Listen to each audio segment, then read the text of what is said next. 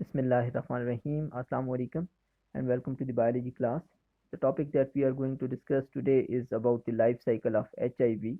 HIV stands for Human Immunodeficiency Virus, a virus that can infect the white blood cells of human body and which can later result in a syndrome called as AIDS. So let's start our discussion with the life cycle of HIV. Uh, a little insight into the structure of the HIV कि हमारे पास H I we के सबसे बाहर वाली side पे या outer surface जो है उसके ऊपर एक एनवेलप कहलाया जाता है जिसको जो कि कंपोज होता है लिपिड्स एंड प्रोटीन से। उसके ऊपर 72 स्पाइक्स होती हैं of different proteins and then it has got matrix of protein P17, then it has got a core or capsid that is composed of pre 24 protein और उसके अंदर 2 आरएनए की copies होती हैं और 3 डिफरेंट एंजाइम्स या प्रोटीन्स मौजूद होते हैं that are very much vital for the life cycle of HIV. The one enzyme is reverse transcriptase, the other one is integrase and the third one is protease। इनके functions हम अभी देखते हैं कि क्या क्या करते हैं।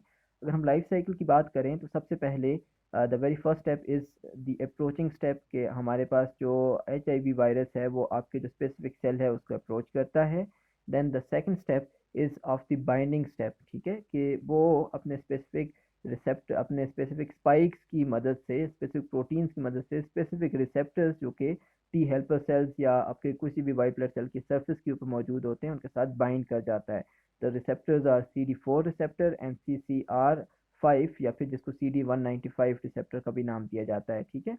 जैसे ही ये बाइंड कर जाता है तो हम थर्ड स्टेप पे चले जाते हैं, that is the step of fusion, कि आपका जो वायरस है वो अपने लिपिड्स और प्रोटीन्स के जो एनवेलप है उसको फ्यूज कर देता है with the plasma membrane of the host cell, ठीक है।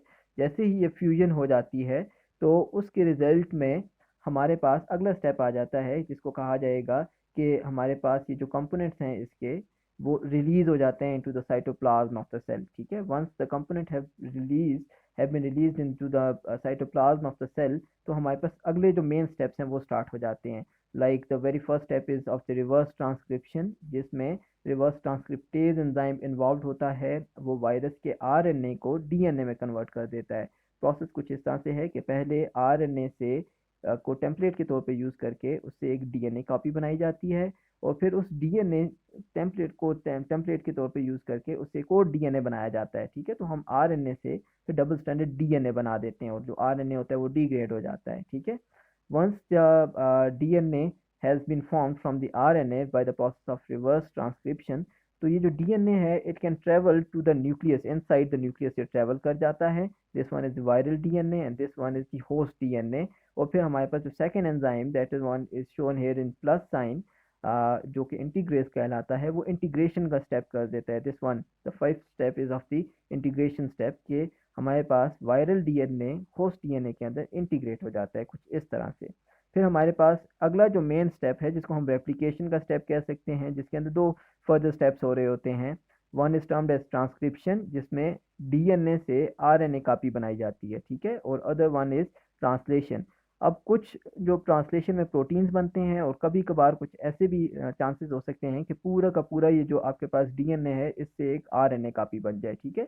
तो वो जो डिफरेंट कॉपीज हैं वो फिर हमारे पास अगले स्टेप्स पे चली जाती हैं, जो कि अगला स्टेप जिसको हम कहते हैं असेंबली का स्टेप, कि ये जो कंपोनेंट्स जो हमारे पास रेप्लिकेशन के प्रोसेस पे बने जिसमें प्रोटीन्स या एंजाइम्स भी मौजूद हैं और साथ ही साथ में आपके आरएनए भी मौजूद है, दोनों कॉपीज मौजूद हैं, ये मूव कर जाते हैं towards the side of the cytoplasmic membrane या सेल मेम्ब्रेन। वहाँ पे इनकी असेंबली होती है और ये वहाँ पे पुश कर रहे होते हैं ऑन दी सेल मेम्ब्रेन। जैसे ही वहाँ पे वो पुश कर रहे होते हैं तो उसकी रिजल्ट में हमारे पास जो इमेच्योर वायरस या वायरियंस हैं वो बर्ड ऑफ हो जाते हैं। यहाँ पे तो एक शो किया हुआ है, मल्टीपल जो वायरियंस हैं वो यहाँ से बर्ड ऑफ हो जाएंगे, ठीक है। तो ये बर्डिंग का स्टेप आ जाता है 8 स्टेप। और साथ ही में जो यहाँ पे प्रोटीएज एंजाइम है जो कि ग्रीन में शो किया हुआ है वो एक्टिवेट हो जाता है, ठीक है। और वो प्रोटीएज एंजाइम क्या करता है, जो यहाँ पे ट्रांसलेशन के रिजल्ट में बने हुए लॉन्ग पॉलीपेप्टाइड्स थे उनको चॉप करके उनको काट के छोटे छोटे प्रोटीन्स में कन्वर्ट कर देता है जो कि वायरस का आरएनए या उसका कैप्सिड उसका कैप्सिड बना सकते हैं, ठीक है। तो इस तरह से वायरस का लाइफ साइकिल जो है वो हमारी बॉडी के अंदर वो कंटिन्यू होता है। Once the mature RNA viruses are HIV viruses are release, so they can वो आगे जो है दोबारा से दूसरे सेल्स को इन्फेक्ट कर सकते हैं।